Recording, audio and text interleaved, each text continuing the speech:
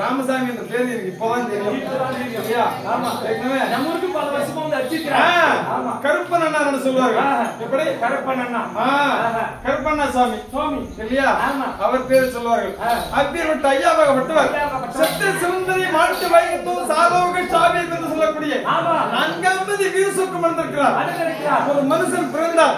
எத்தனை பதி தெரியுமா?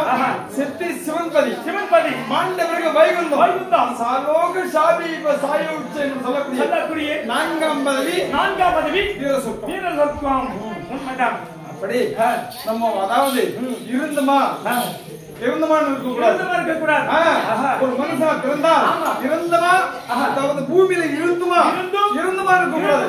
அதாவது சாதிக்கணும். ஒரு மனுஷன் உயிர் பிரிந்த பிறகு ஐயோ நல்ல ஆள் போயிட்டாரு, இந்த புண்ணியம் போயிட்டாரு அப்படி வாழ்த்துற அளவுக்கு நடந்துக்கணும். ஏன்னா நம்மளுக்கு வந்து இப்படி அடிச்சுக்கிறாரு, நம்மளுக்கு ஒரு வார்த்தை சொல்லலையே அப்படி சொல்லி நம்ம மனசு வருத்தப்பட்டோம். ஆமா, ஒரு ஆள் ஒரு வார்த்தை சொல்லல,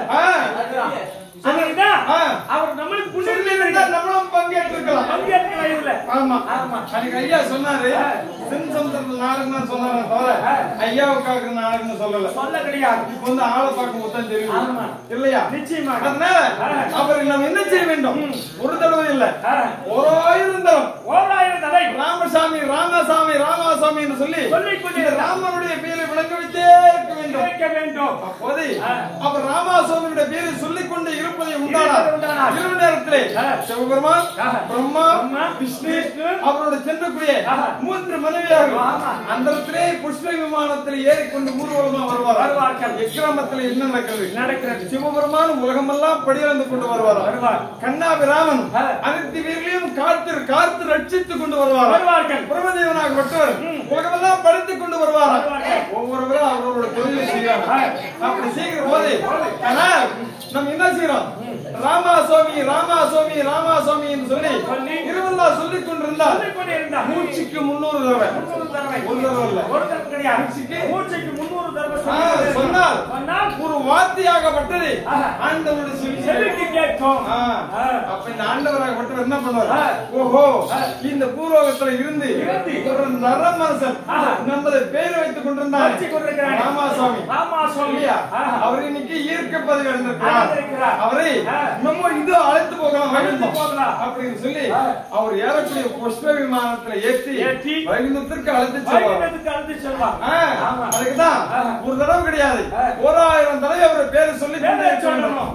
அது சும்மா இருந்தா சொல்ல முடியாது. 9 மணிலிருந்து காலை விடியும் 6 மணி வரை இவர் பேரை சொல்லிக் கொண்டிருக்க. அவர் பேரை சொல்ல வேண்டுமானால் அவருடைய உற்றார் உறவினர் மாமன் மச்சான் இல்லையா, அவரெல்லாம் அவர் பேரை சொல்வதற்கு தக்க சன்மானங்களை கொடுத்து ஐயாவுடைய பேரை விளங்க வைக்க இருக்க வேண்டும். கேட்டுக்கொண்டே இருக்க வேண்டும். அதனால இப்போ பார்த்தால் இந்த ஐயாவுடைய சபையில முன்பதாகவே நான் வந்திருக்கிறேனே. ஆனா நான் நினைச்சேன் காரியத்துக்கு மண்ணிலோட சிவப்பு வச்சு கேட்கறாங்க பாரு, அப்படி நான் இல்லையா? காரியம் என்று வந்தால் கர்ண மோட்சம் செய்யலாம், வாலி மோட்சம் செய்யலாம், பாண்டவர் ராஜ்யம் செய்யலாம், அபிமன்னன் வீரவாள் அபிமன்னன் சண்டை செய்யலாம் இல்லையா? இந்த விதத்திலே இந்த மின்னில் உள்ள சிவ பூஜை அர்ஜுன் பிரபஞ்ச நாடகம் நிறுத்திருக்காங்க. ஏன்னு கேட்டா ஐயா இந்த நாடகத்துல மின்னலுடைய மிக சிறப்பா நடிக்கக்கூடிய ஆள். அதனாலதான் இந்த நாடகங்களை தேர்ந்தெடுத்து விடுத்திருக்காங்க. ஆனால் இப்போது இந்த சபை முன்பதாக நான் தோற்றெடுத்திருக்கிறேன். என்னோட பேர் என்ன? என்னோட நாடு என்ன? அதுகளுக்கு சொல்லுங்க.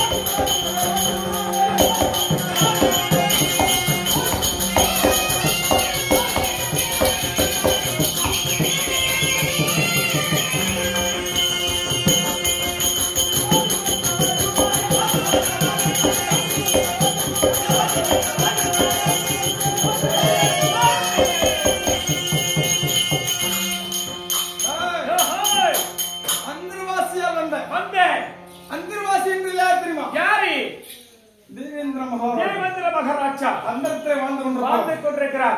அந்திரவாசியா வந்த இந்திரன் அழைத்த பாலன் என்னோட தாயார் குந்தம்மா தாயார் அப்பா அப்பா பாண்டு மகாராஜன் இந்திரனுடைய அம்சமாகவே பாண்டு மகாராஜனுக்கும் குந்தம்மா தாயாருக்கும் பிறந்தவன் யார் தெரியுமா? என்னோட பேர் அர்ஜுனன். எப்படி அதாவது யுகம் என்பது திரேதாயுகம் கலியுகம் இப்படி 4 யுகமாகவே வகுத்தார். ஏன் இந்த பூமாதேவியாகப்பட்டவள் ஓடோடி சென்று நாராயணனிடத்தில் முறைமிட்டார். ஏன் முறைமிட்டார்? சுவாமி, இந்த பிரபஞ்சமான உலகங்களை பார்த்தார்.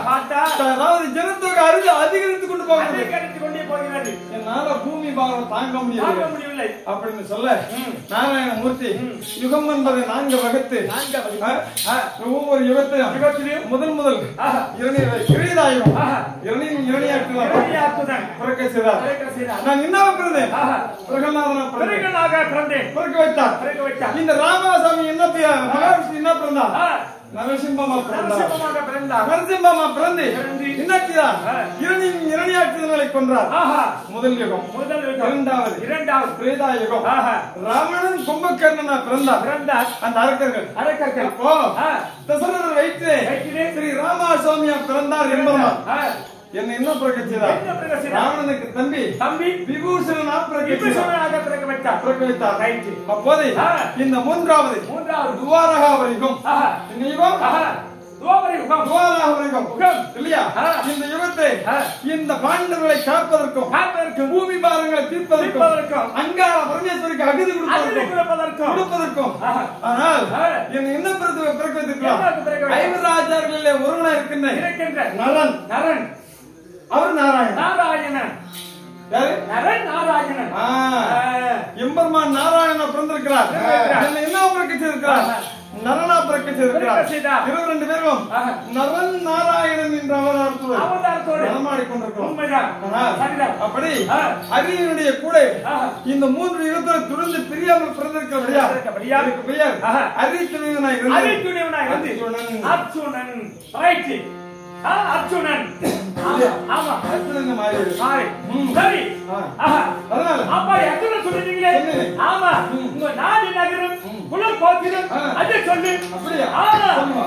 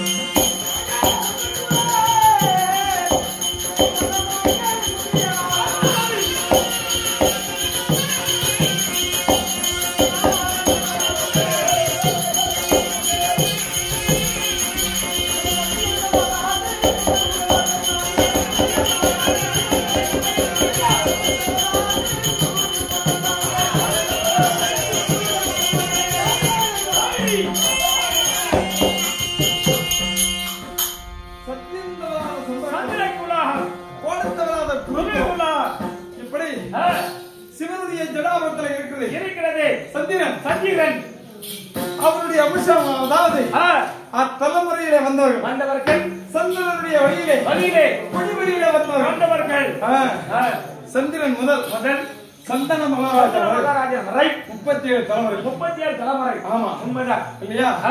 இப்படி சத்தியம் தவறாதவர்கள், கோடத்தவராதவர்கள், பழுதத்தவராதவர்கள், வாக்கு தவறாதவர்கள். ஆமா என்னோட நாடு சந்திரகுலம் குருநாடு குருகுலம் முந்தி மக்கள் ஐவராஜாக்கள். அப்படி தர்மன் பீமன் அர்ஜுனன் நகுல சகாதேவர்கள். அதுவே ஐவர்களில் மகன் பிறந்தவன் அர்ஜுனன். அர்ஜுனன் சொல்லுங்க. இப்போது ஐவராஜாக்கள் எல்லாம் சுகபோகமா இருக்கிறீங்களா? வருத்தத்தோடு இருக்கீங்களா? ஆட்சி செய்து கொண்டிருக்கீங்களா? எப்படி இருக்கிறீங்க? பார்த்தான் பாவியாகிய துரியோதனன் இந்த ஐவராஜாக்களை சிறு வயதில இருந்து இந்நாள் வரையிலே செய்யாத குடும்பம் கிடையாது, பண்ணாத வஞ்சனை கிடையாது, அவர்கள் எல்லாம் தப்பித்து வந்தார்களே அப்படின்னு சொல்லி ஐவராஜாவை விருந்துக்கு நடத்தி பாவியாகிய சுகனியை விட்டு சூதனால் சொக்கட்டாடி வஞ்சியத்தில் வழியாடி நாட்டு நகர வந்து வந்தார். நவரத்தினை கிரீடம் அனைத்துகளையும் மறைத்து ஐவராஜாவை காடாவனவாசம் அவன் இட்ட கட்டளப்படி காலகத்திலே என் அண்ணாவா இருக்கிற தர்மமே ஜெயம் பெருமாளை அப்படி நினைத்து மனத்திற்கு அழைத்து சென்றார். என்பதோடு பார்த்தார். எத்தனை வருடங்களாக? 13 வருடங்களாகப்பட்டணத்தில் தங்கி கொண்டிருக்கிறோம். இந்த 10வது 9 வருஷங்களை முடிந்து 10வது வருடத்திலே போகிற போது என்ன செய்யும் தெரியுமா? இந்த பகையாளிகளை ஜெயிப்பதற்காகவே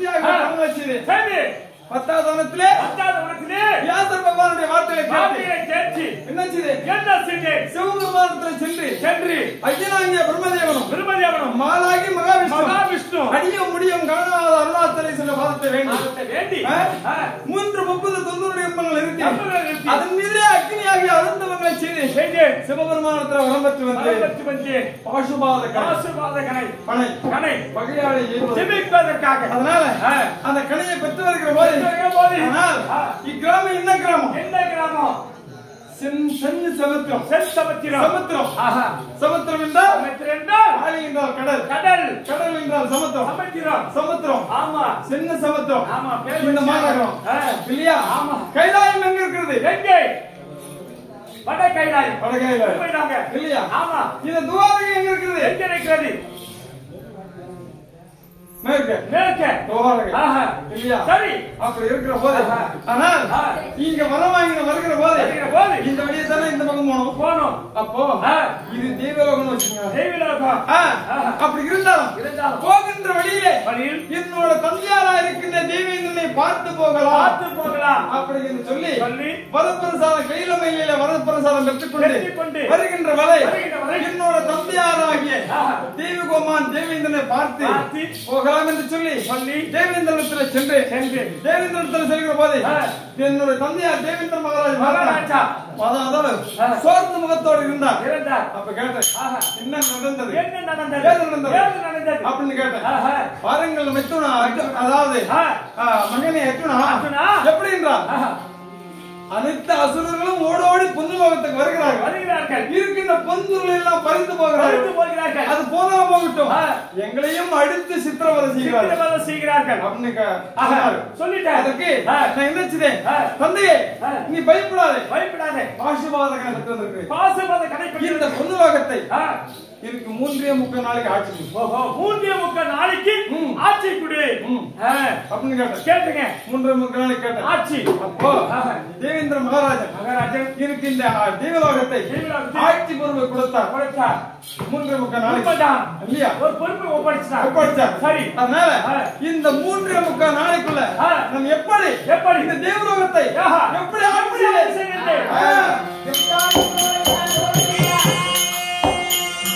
5 வருஷம் மட்டும் இந்திய பக்கம் மாட்டேன்.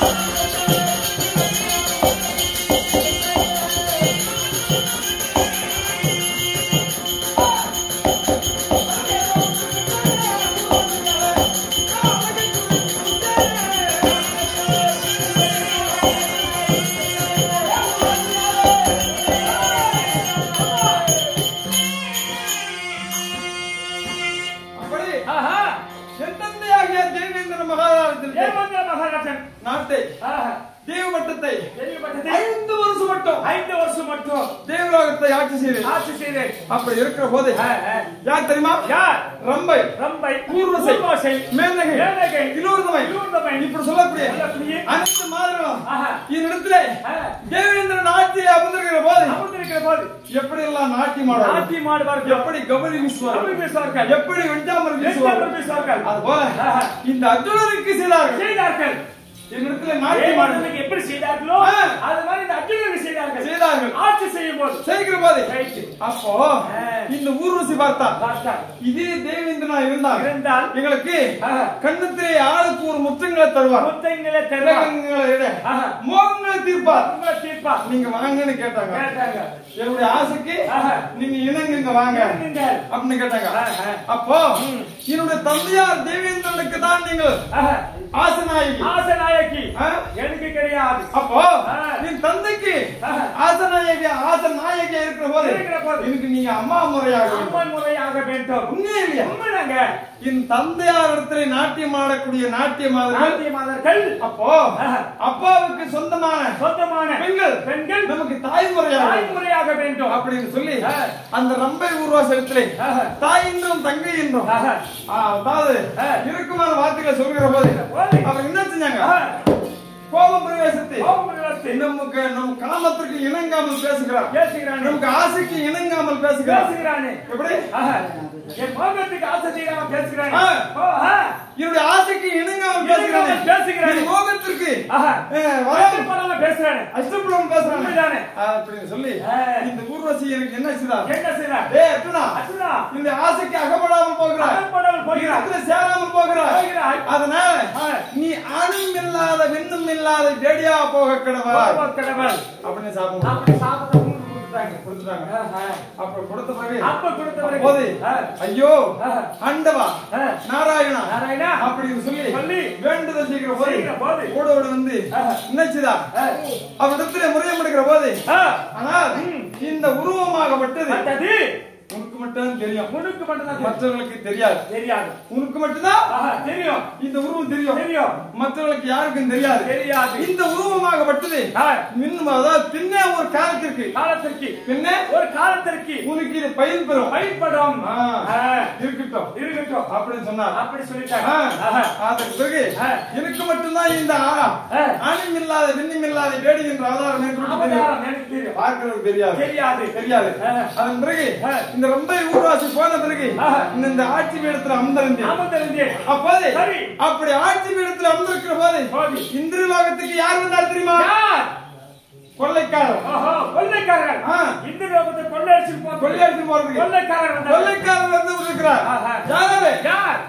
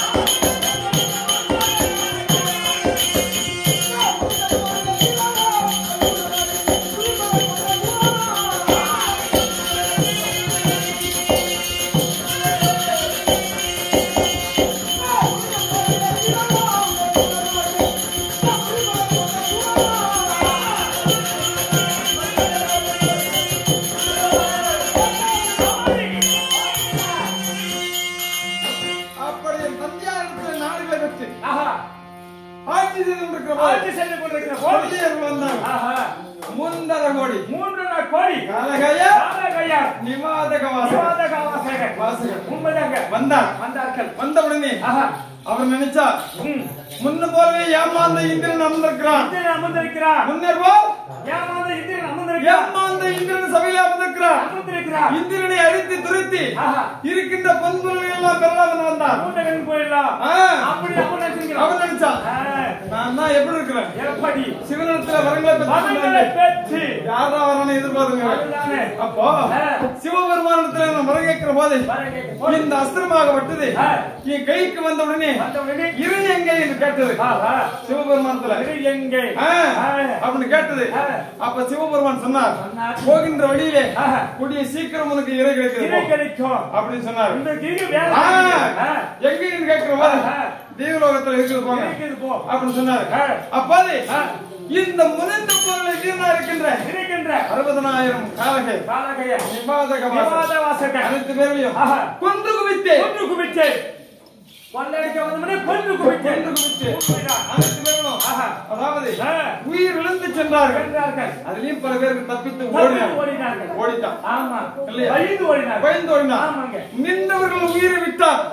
ஓடினான் தப்பித்து ஓடிட்டான். சரி அப்படி அதாவது அரக்கர்களுடைய இடர்கள் எல்லாம் தீர்த்து இந்த பொன்னுலோகத்தை ஒரு சரி நிலைப்படுத்தினேன்.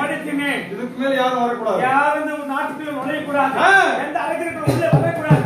எந்த கொள்ளக்காரர்கள் வரக்கூடாது. அப்படி சொல்லி ஒரு நிலையை ஆற்றினீர்கள். வயிற்றை கொடுத்தீங்கள். வயிற்றை காட்டினீர்கள். உண்மைதான். சரிதான். அப்படி காட்டிய பிறகு பாருங்கள் தந்தையாக தேவேந்திர மகாராஜனே அமருங்கள் ஆசனத்திலே அமருங்கள். இதற்கு மேல இந்த பொன்னுலோகத்திற்கு பங்கம் வராது. யாரும் வர மாட்டார்கள். பயப்படாத அமருங்கள் என்று சொல்லி 3.25 நாளிகை முடிந்ததும் மறுதரமாக இந்த பொன்னுலோகத்தை ஐயாவா இருக்கின்ற இந்திரனுக்கு மகனங்களை கொடுத்து நான் வெளியேறி வந்திருக்கிறேன். சரிதான் இல்லையா? ஆமா. அப்படி இருக்கிற போது இப்போ 11 முடிந்து 12 முடிந்து 13 உபராய மக்கள் தங்கி கொண்டிருக்கிறோம். சரிதான் இருக்கிற நேரம். ஆமா. என் தமையனா இருக்கின்ற தர்மச்சந்திர மூர்த்தி அட்டுடன் வர வேண்டும் என்று அழைப்பு உண்மைதான்.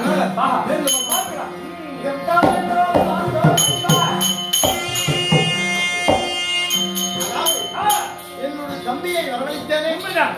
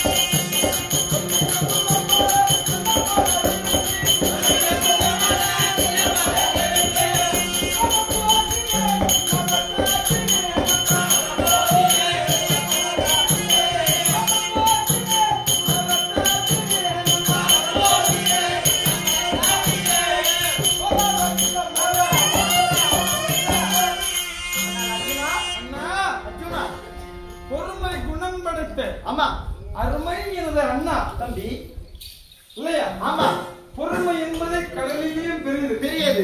பொறுமை என்பது கடலிலும் பெரியது. சரி, அப்படி பொறுமை குணம் படைத்த அருமை எனது அண்ணா உன்னோட பாதார வந்தங்களுக்கு ஒரு தம்பி அர்ஜுனாகப்பட்டவன் அநேக கோடி வணக்கம். வணக்கம். அதாவது என்னுடைய பாதத்தை பணிந்து பணியினால் அர்ஜுனா போட்டி போட்டிய வந்து நின்ற அர்ஜுனா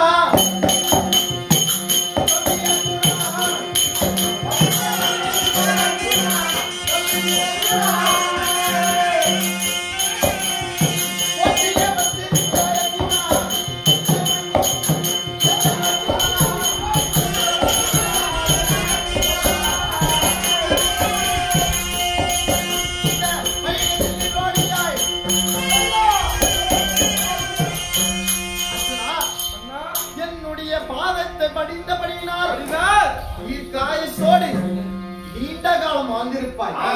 ஆமா அண்ணா, உன்னுடைய பாதத்தில் படைத்தபடினால் ஆமா நீண்ட காலம் வாழ்ந்திருக்கிறேன். அப்படி இருந்தாலும்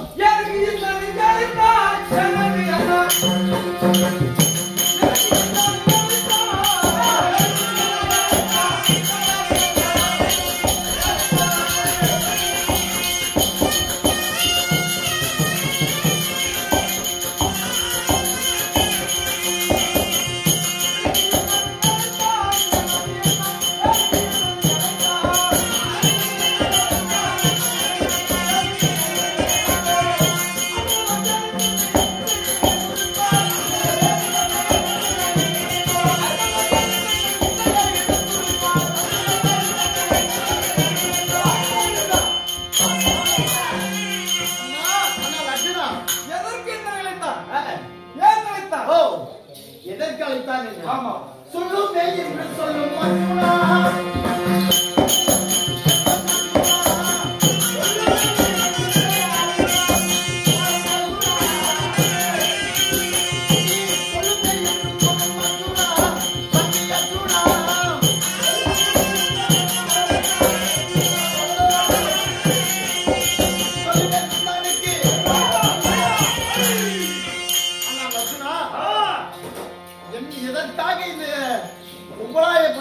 என்னை அழைத்தாய். எதற்கு அழைத்தாய்? அதாவது மேக லோகத்திலே இருந்து நீ திருமணம் செய்துவிட்டு வந்தாய் அல்லவா? ஆமா. அதாவது மேகராஜனுடைய மகள் மின்னலொளி. சரி, நீ திருமணம் ஆகி 12 வருட காலம் ஆனதால் நீ சென்று பார்க்கவே கிடையாது. அதனால அங்கிருந்து நிருபம் வந்திருக்கிறது. பொன்னுலோகத்தில் இருந்து நிருபமானது வந்திருக்கிறது. என்னுடைய கணவர் வரவில்லையே. அப்படி என்று சொல்லி என்னுடைய மகள் மின்னொளியானவள் தவித்துக் கொண்டு வாடிக்கொண்டிருக்கிறார். அதனால உன்னுடைய தம்பி அர்ஜுனனை அனுப்பி வையுங்கள் என்று எனக்கு நிருபம் வந்திருக்கிறது. போய் சென்று மின்னொளியை பார்த்து விட்டு வா. அண்ணா தம்பி அர்ஜுனா, ஆமா என்ன பேசுகிறா? நீ சென்று மின்னொளியை பார்த்து விட்டு வா. அண்ணா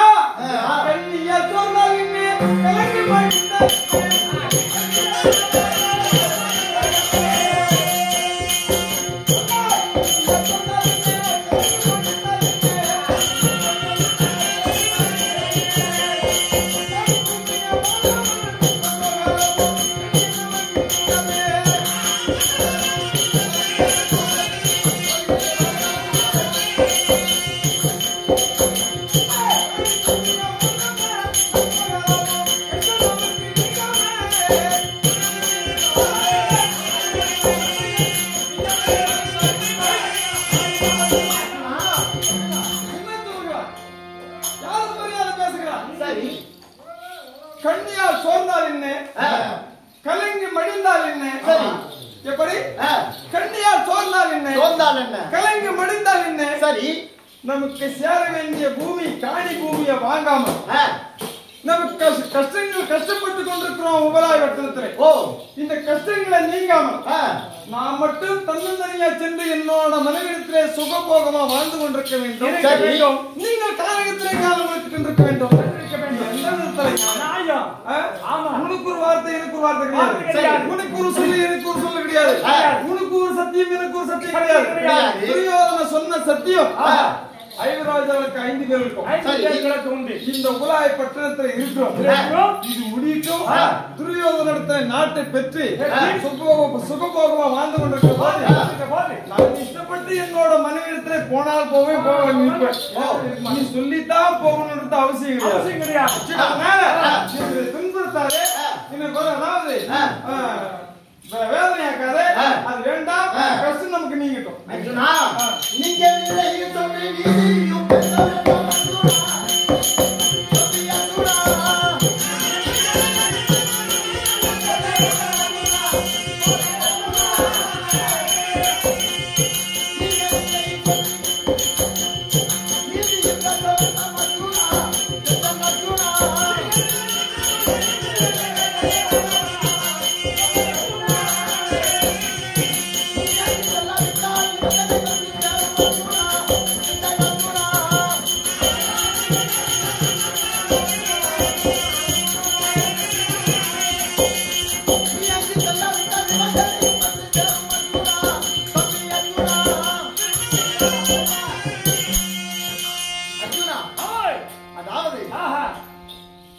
நிறைவேறவில்லை, நம்மளது சபதமானது நிறைவேறவில்லை அப்படி என்று சொல்லி நீதி பேசினீர்கள். எங்க செல்லாவிட்டால் நிபந்தனை வந்து சேரும் நமக்கு. சரியா? அதனால உன் அண்ணன் தர்மன் நான் சொல்கிறேன், நீ சென்று வா. அப்படி போய் பார்த்து விட்டு வா. அப்படியா? ஆமா. சீக்கிரம் வாரும் என்று செப்பிய எனது அண்ணா. சீக்கிரம் வாரும் என்று செப்பிய எனது அண்ணா. சக்கரை போதை நின்று சக்கரை மேகலோகம். சக்கரை போதை நின்று சக்கரை மேகலோகம் இல்லையா? இந்தியா மின்னலுடைய விரைவுடன் கண்டு நான் கண்டு சக்கரை அதாவது சீக்கிரம் உள்ளத்துல வருகிறேன் இல்லையா? அதனால சீக்கிரமா வருகிறேன். சீக்கிரமா சொல்லுங்க. அப்படியே போய்வா.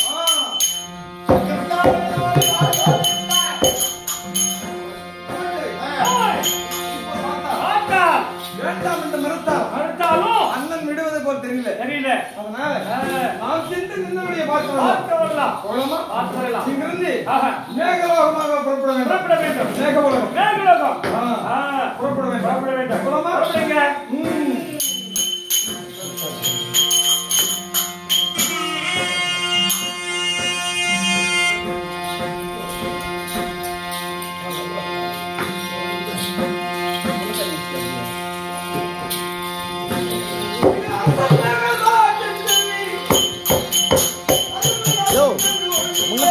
தெரியல.